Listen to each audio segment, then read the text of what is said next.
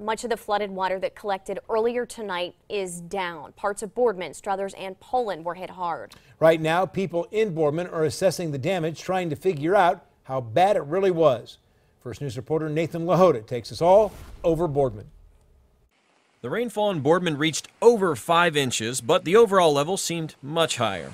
On South Avenue in front of O'Charlie's, cars struggled to get through the high waters. South Avenue was flooded past the 224 intersection. When the fire department came in, they told us all to get out the house now. At around 6 o'clock, the water became so powerful it knocked out the wall of a house on Woodview Avenue. We were trying to find out where the noise coming from because I didn't see the tree come through the roof.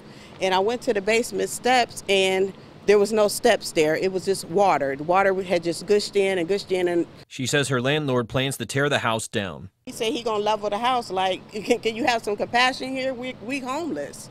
We've been here 9 years. The heavy rain created so much water on Ewing Street that the retention pond flooded over the other side of the road, causing basements to flood. Craig Weaver says a similar situation happened to him about 15 years ago, which caused him thousands of dollars of damage, but this time he had his basement waterproofed.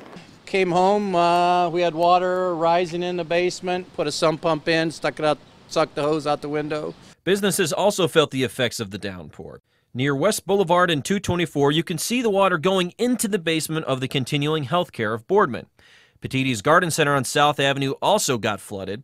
Here's viewer video from outside the Country Fair gas station on South Avenue. You can see the water right at the pumps. The manager let me go inside to see the damage it caused, and the store says it will be closed until the mess is cleaned up. In Boardman, Nathan Lahota, WKBN 27 First News.